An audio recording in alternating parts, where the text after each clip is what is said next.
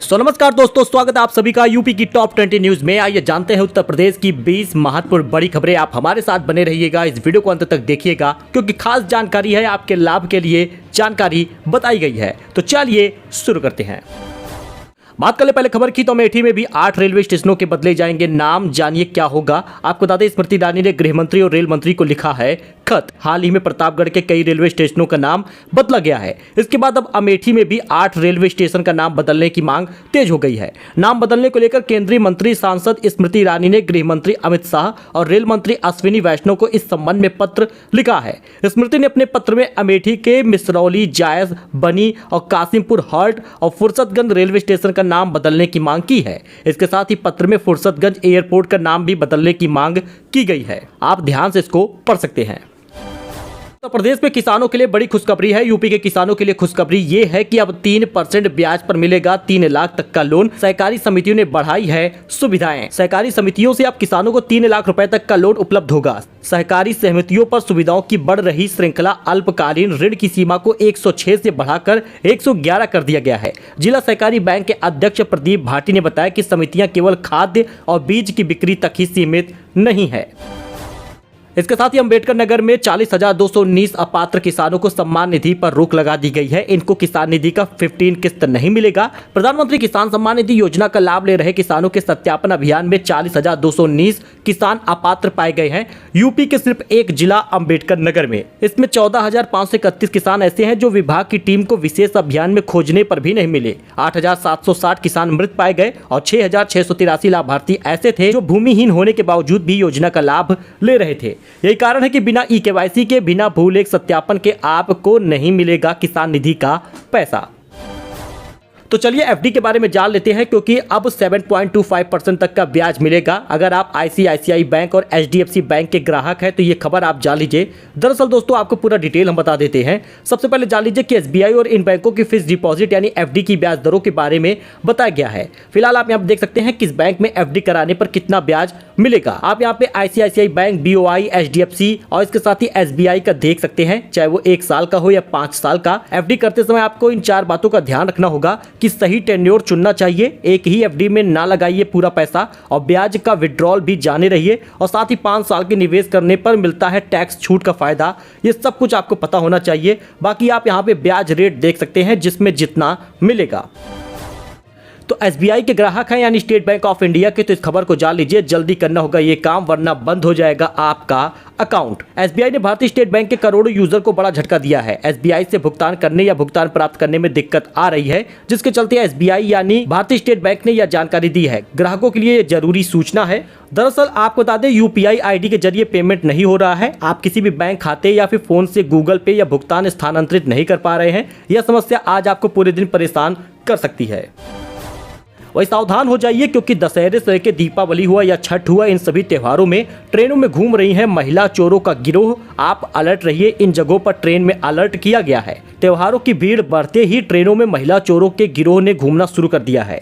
इसके चलते भारतीय रेलवे ने दशहरे से लेकर छठ पूजा तक कई राज्यों की ट्रेनों के लिए अलर्ट जारी किया है। दशहरा, दिवाली, छठ पूजा के मद्देनजर ट्रेनों में जबरदस्त भीड़ देखने को मिलेगी। ऐसे में चोरों का गिरोह भी सक्रिय है, इसलिए आप सावधान रहिएगा। चाहे वो प्रयागराज जंक्शन हो या फिर कानपुर सेंट्रल हो, खासकर दिल्ली, मुंबई, बेंगलुरु, बिहार, इन सभी जगहों पर आपको अलर्ट किया गया है।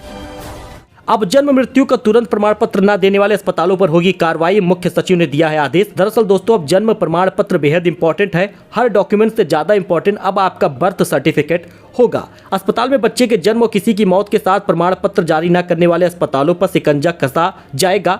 मुख्य सचिव ने ऐसे अस्पतालों के खिलाफ कार्रवाई करने का आदेश जारी किया है। राज्य में हर महीने करीब 1.25 लाख बच्चे जन्म लेते हैं। सरकारी आंकड़ों के अनुसार इनमें से 83% प्रसव संस्थागत होते हैं, यानी बच्चे अस्पताल में जन्म लेते हैं। अस्पताल में पैदा होने वाले सभी बच्चों के मामले में मां की अस्पताल से छुट्टी होने से पहले जन्म का पंजीकरण कर प्रमाण पत्र जारी करने का आदेश दिया गया है।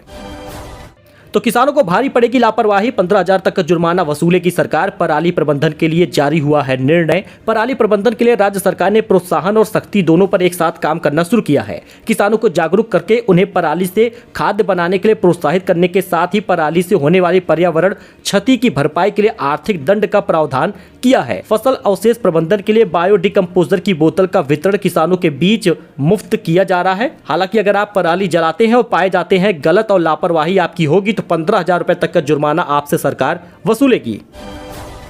वह यूपी में विद्युत व्यवस्था सुधारने के लिए निवेश करेगी सरकार। 65,000 करोड़ से ज्यादा के कार्यों का प्रस्ताव होगा। जी हां दोस्तों, उत्तर प्रदेश में विद्युत व्यवस्था के सुदृढ़ीकरण के लिए भारत सरकार द्वारा संचालित रिवैम्प डिस्ट्रीब्यूशन सेक्टर स्कीम के तहत प्रदेश में आजादी के बाद से सबसे बड़ा निवेश किया जा रहा है। यानी इसमें 60% पैसा केंद्र सरकार देगी तो 40% राज्य सरकार वहन करेगी। योजना के पूर्ण होने के बाद प्रदेश की विद्युत व्यवस्था का स्वरूप पूरी तरह से व्यवस्थित हो जाएगा। इससे उपभोक्ताओं को उच्च गुणवत्ता युक्त विद्युत प्राप्त होगा, यानी बिजली कटौती आपको देखने को फिर नहीं मिलेगी।